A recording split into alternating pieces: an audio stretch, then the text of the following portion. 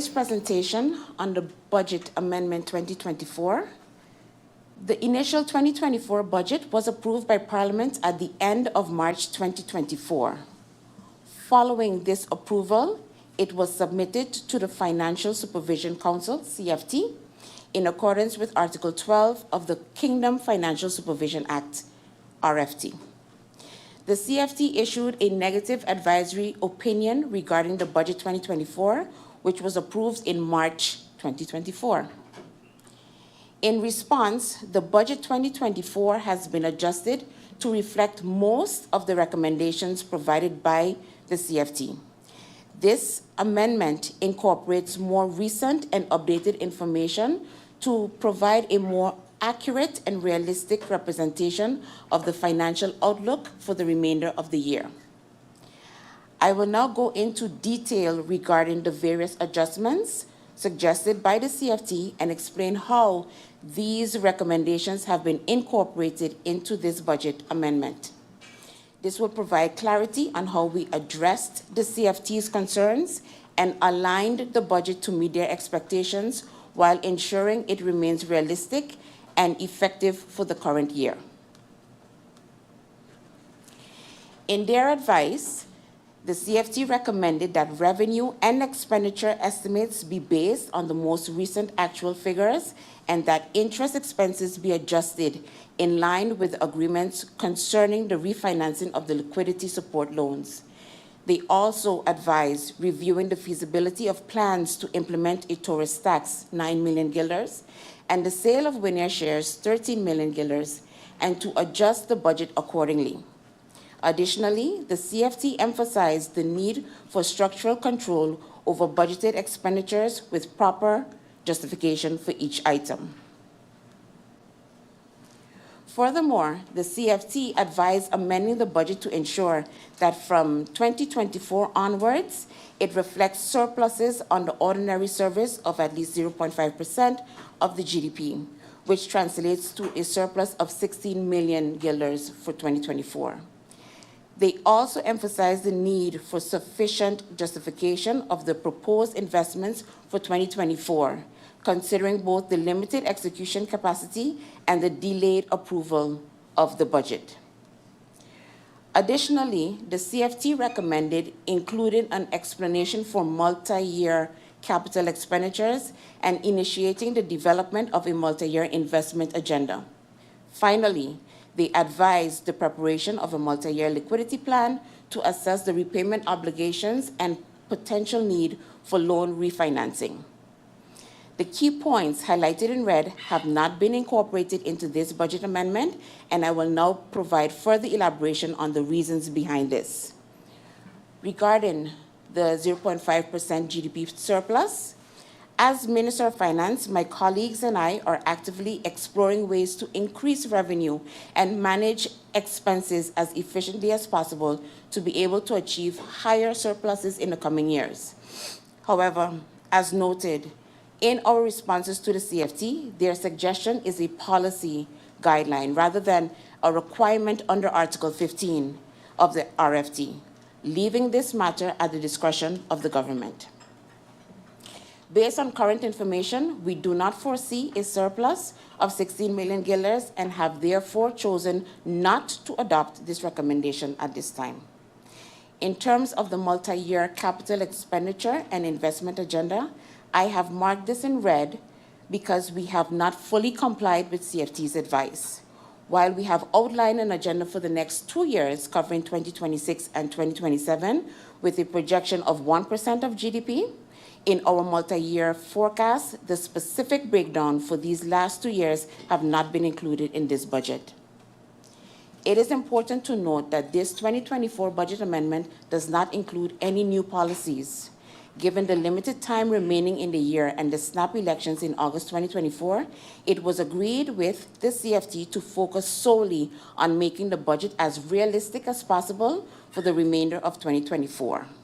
Adding new policies was deemed impractical as they are unlikely to come to fruition within this year. I will now proceed to discuss the amendments as presented in the draft budget, starting with the multi-annual projections. As previously mentioned, we do not foresee a surplus of the 16 million guilders. However, we do expect a slight improvement in our financial result. As shown in our multi-annual projection for 2025, there is a decline in the budget amendment in comparison to the approved 2024 budget. This decline is a result of not accounting for additional revenue related to the instruction of the tourist tax, or the tourist entry tax in 2025. In our current projections, we anticipate this tax will likely be implemented in 2026. This also explains the significant increase in our expected results for 2026 and onwards. Based on more recent information from Q2 report, we can see that our revenue is slightly lagging behind expectations. This has been adjusted in our multi-annual revenue projections. As a result, we have revised our estimates, particularly for wage tax and turnover tax for this year and the coming years. Additionally, we have made adjustments to the income for the projected sale of Winier shares, which has now been removed from the 2024 projections. Likewise, the introduction of the tourist entry tax has been postponed, and we now anticipate its implementation in 2026. In order to maintain a balanced budget, we have had to reduce our expenses by 26 million guilders for 2024.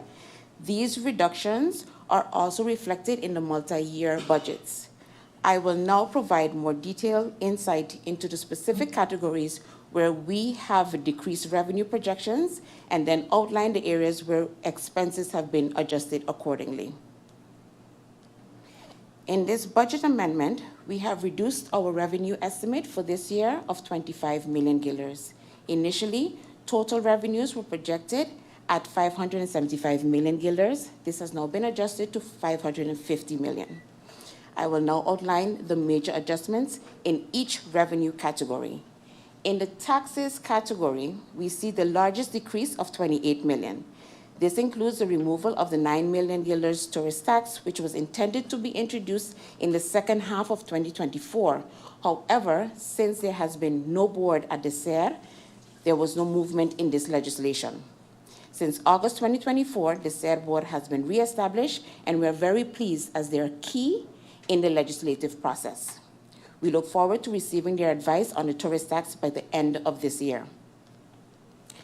In addition to the 9 million guilders removal of the tourist tax, there was a 7 million decrease in wage tax, a 3 million reduction in income tax, and a 9 million decrease in turnover tax. The decreases in tax revenue has been adjusted based on the actual figures up to Q2 and updated projections for the remainder of the year. These adjustments ensure that the budget reflects more accurate and realistic expectations for revenue moving forward. We believe the quick wins achieved in tax administration last year had an impact on revenue collection, but we suspect these increases were incidental one-time increases which led to a decrease this year. Our tax revenues are managed on a cash accounting basis, meaning if certain companies made payments last year for taxes related to previous years, those payments would be recorded in 2023. This can affect future projections as these revenues are one-off rather than structural. In the category of fees and concessions, the bank license fees were updated based on actual fees collected up until the end of June. We have seen a slight increase, and therefore we increased the budget amount with 2 million guilders. Additionally, concession fees have been adjusted based on legal requirements, leading to a further 1 million increase from GEBE's concession. In the category Other Revenues, there is a decrease of 1 million.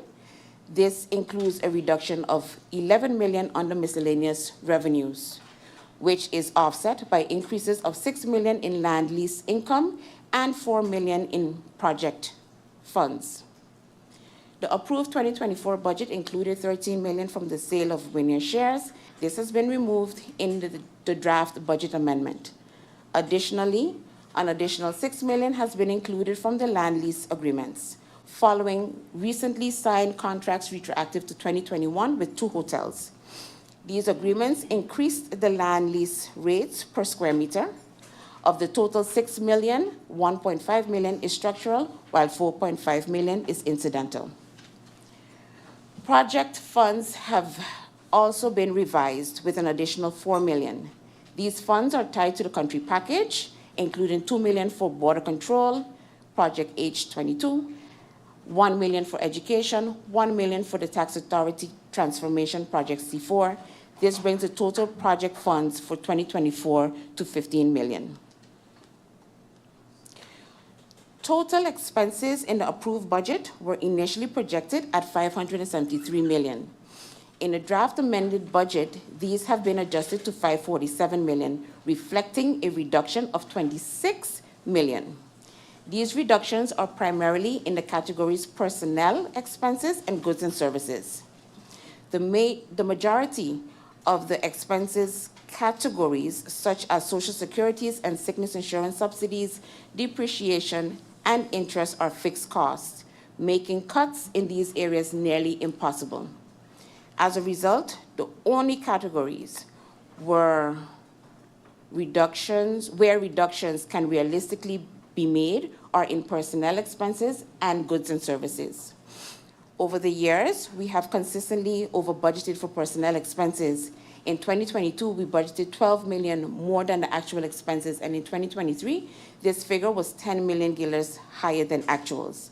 Therefore, for this budget, we have made adjustments by partially reducing the budgeted months for some vacancies and completely removing others, which resulted in a total reduction of about 13 million. While vacancies have been decreased, there is a slight increase for OZR sickness insurance for civil servants with 1 million guilders. In the goods and service categories, adjustments were made in consultancy and external personnel expenses, training, other goods and services, and project and activity-related costs.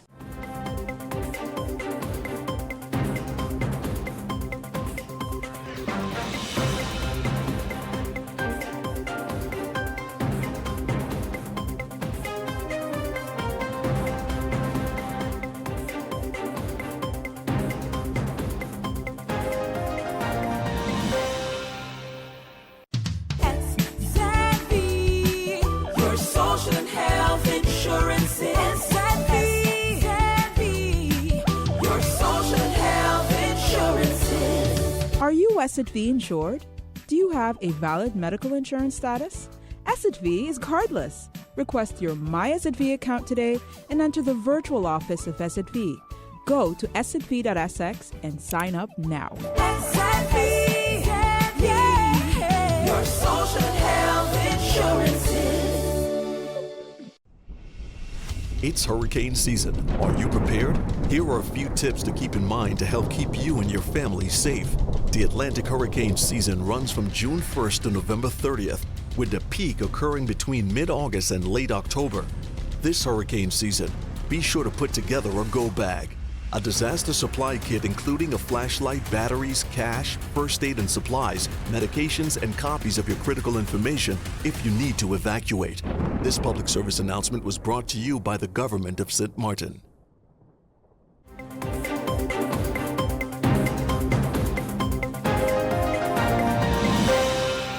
This 2024 budget, Madam Chair Lady, was passed in March by this Parliament, and while I indeed vote for this budget, I expressed several concerns about inclusions that were made in it. Namely, I cautioned about including once again the tourist tax that to date has no legal basis to exist or to be charged, and I additionally expressed concern about the inclusion of expected revenue for the sale of some shares of Winair. While yes, budgets predominantly hold projections, you won't normally see projections based on things that are still at concept stage. I've made the comparison in interviews and such to a corporation, Sony for example, and that there are no revenue projections included for a PlayStation until they have a proof of concept and the hardware has been tested and retested. For public sector, whether it's a new tax or a sale of a government asset, that proof of concept becomes what's the legal basis, or what stage of discussion are you at. And we now see, based on CFT's reaction to this budget and the existence of this amendment today, that my concerns and comments were, if you pardon the pun, on the money, especially when it comes to the sale of Winair shares, which form the bulk of the income that the country and the public was expecting to see. I expressed concern that we were looking at a budget that included the those sale of those shares when we had no real answer to what stage of the discussion are you at. Because in the CC for the handling of the overall 2024 budget, the then Minister of Finance stated that government and Winair were in early stages of due diligence. But with the CFT's reaction and their recommendations, now we find out that we were not even at the due diligence stage. We were at the very start of the sales dance. And while it's unfortunate that the dance itself has been cancelled for now, I do want to restate, Madam Chair, through you, my support for divestment as a suitable course for the country to explore. Like I said in March, there is a certain sense of pride that comes with complete ownership of a thing, but ownership of the thing comes with responsibility. And responsibility, when you're a country, is expensive. I still believe in, as they would say, the spirit of what divestment of any government-owned asset would bring, including fresh eyes, innovative approaches to management and operations, and a level of oversight and sharpened corporate governance that we are still aspiring to. When done responsibly and efficiently, divestment could bring much-needed new blood into the economy and into a company's operations. So I would urge the government to not shut the door entirely on the concept. And I am happy that the Minister has expressed that the legislation for this tourist tax is of a priority for her, so that the next time we see it, it's actually justified to have it in the budget. Overall, as we look across ministries, this budget amendment reinforces the notion, Madam Chair Lady, of having to tighten our belts and to think not just outside the box, but beyond it and all other shapes when it comes to addressing some of our more distressing financial issues. This is particularly necessary when we look at a ministry like Education, Culture, Youth and Sport. ECYS does not generate revenue per se, and so is usually the first to be asked to make cuts, and indeed it suffers first when the country is not performing well financially. But at the same time, it carries the heaviest burden of shaping the hearts and minds of those meant to carry this very same country into the future. To my opinion, it will take serious collaboration, commitment, and political will to make what promises to be difficult and unpopular decisions to improve public income and control public spending. And it will also take structured, effective, and transparent public-private partnerships with reputable partners that can be held to account to address many of the issues facing this and future governments. I don't know everything about finance, but that's what I know. And back in March, I did not agree with this budget. I did not approve this budget because of the fact that while I know that a budget is somewhat a wish list, the budget has to be based on some reality that's also based on things that are in the works, making it plausible that it could be collected and done in the year. And just like MP Gum said beforehand, she referred to the two items in the budget, which is what I specifically did not vote to approve, which was the Winair shares and the tourist tax. Now, the fact that we are coming back for a budget amendment because we're making it more realistic, especially because those two items are removed from it, I didn't need CFT to tell me that back in March. That was all on my own brain and my own capability of knowing that I could not support something. And now, lo and behold, we come back to this budget amendment, CFT is telling us it's not realistic, and then it's subsequently removed. So I appreciate the fact that we are now dealing with an absolute a realistic budget for this year. Does not mean that I am against the items that I voted against. Once they come and we're in the process of legislation, we are in further dialogue with Winair on where we are with shares, then I'm peachy keen to support that. One item that I had that gave me reservation, the Minister of Finance has actually very much clarified it for me, because the only thing that gave me any reservation right now in this budget was the 75 million loan for GB. And the reason that I had issues with it is because I didn't know anything about it.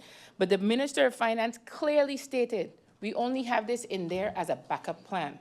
So there is nothing attached to it based on now what I hear that gives me any pause for hesitation.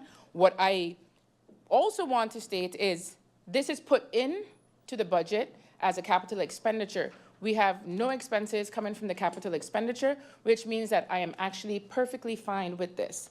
On top of that, what I want to mention though, however, is the fact that I take notice that in this budget, there is a significant update done on the government-related entities. And GB was the first one that I had questions on, which has now been removed by the Minister of Finance, who has given me a little bit more comfort now. But I would like to move on to TELEM. So it's either I tend to keep my questions always in the Central Committee, very, very, very technical, very financial. For this one, what I do want to know is that today is the 29th of October. We are about 2 days away from the last group of employees that would be terminated or made redundant. I would like an update on what is happening with Telem employees and the last remaining, because as I remembered, and I stand to be corrected by either the Minister of Finance or the Prime Minister when they come in to give the answers, it is my understanding that the first group of people that were made redundant, after that was done, there was a technical team that was kept on. And now this technical team is going. So my question is, what happens after this technical team goes October 31st? Do I have to be concerned that we have a going concern issue with Telem when it comes to the ability to supply internet? And it's not a yes or no question only, it's a specific question as to what is happening with the technical team. Are they going to remain on? Are they extended? Are they going to be made redundant? I just need a little bit of an understanding of what does the future hold, or what the future holds for Telem as it stands today.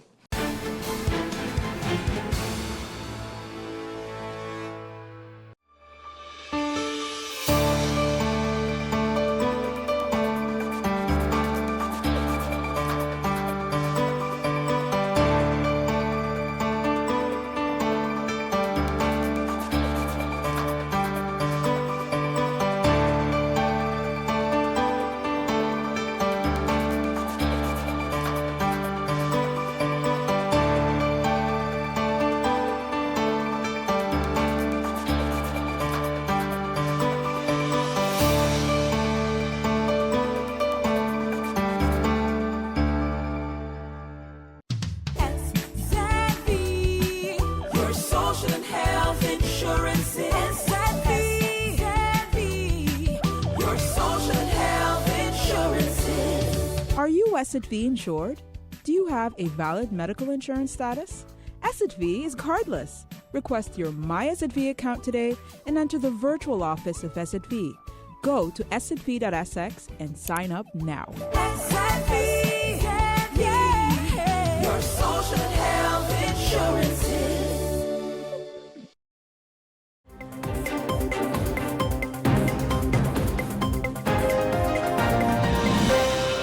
You just stated, it was clear also in a conversation I had with the Prime Minister, the intentions of the loan agreement, the loan proposal in the budget, that it is a backup plan, merely for future negotiations. But my concern lies more in the good governance part of the whole happenings of what's going to happen after everything is approved.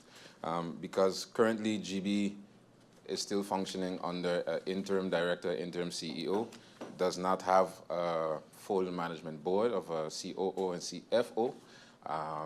Contrary to other government-owned companies, GB has 3 statutory directors. So basically meaning the CEO, COO, and CFO needs to be on the same page when it comes to making future plans when it comes to investments for the company. And seeing that we currently do not have a management board in place, a full, complete management board, the current interim CEO is functioning as under a mandate from the supervisory board. Correct me if I'm wrong, Prime Minister later. Meaning he has the signing rights by virtue of a mandate from the supervisory board. Supervisory board is basically appointed by government, and in a statement made during a court case earlier in the year, the current interim CEO stated that he merely is doing what is being asked of him. That brings a lot of question marks for me under the understanding of good governance. So if the Prime Minister could further elaborate on the decision-making within GB. I remember former MP Jacobs, before her exit from Parliament, submitted a letter with similar concerns. I don't remember that letter ever being answered. I know she's not here anymore, but her faction still is. So I would still like to have those questions and answers, or those questions answered as soon as possible. Because if we're going to do this, I believe we should do it right. And Good governance is a big part of it, especially seeing that this government campaigned on that. Furthermore, I'll refrain from asking too many questions, and I'll reserve my bulk of my questions for a later date. One or two things I would like to touch on, given the answers from the previous questions from the Central Committee meeting, is the topic of the tax holiday.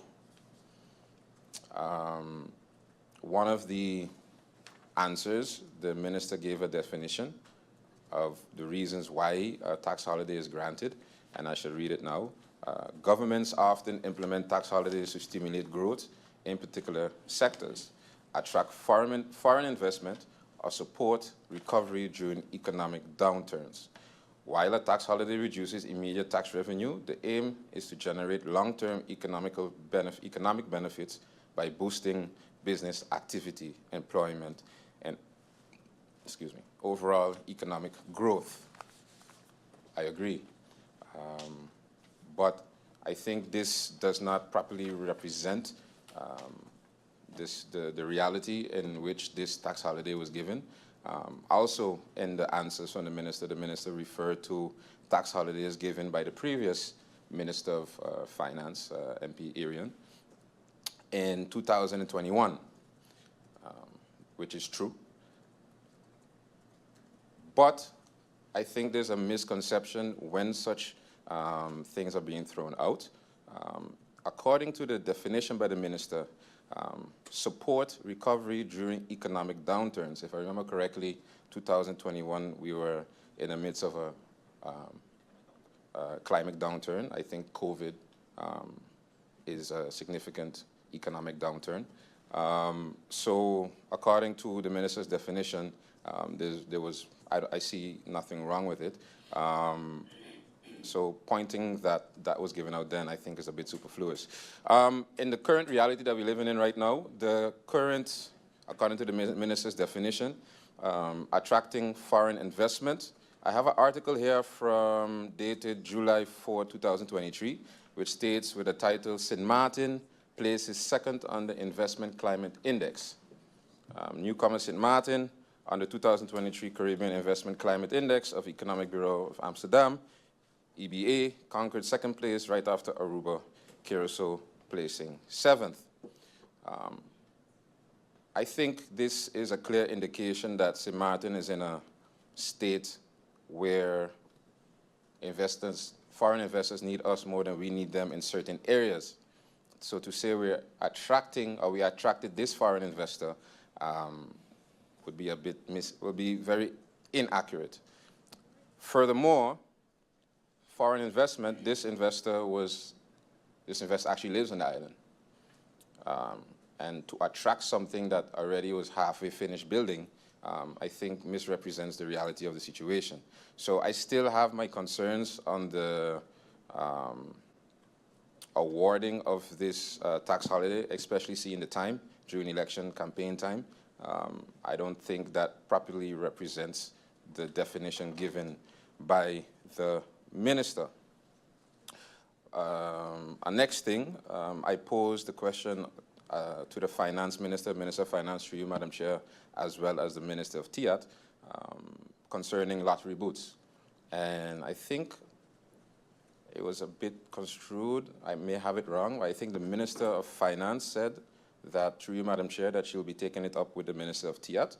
I'm glad to hear that. My question is, when can I get back to the good ministers about my questions pertaining to the lottery booths, the lottery booth inquiry about a potential moratorium and the sentiments on said lottery booths?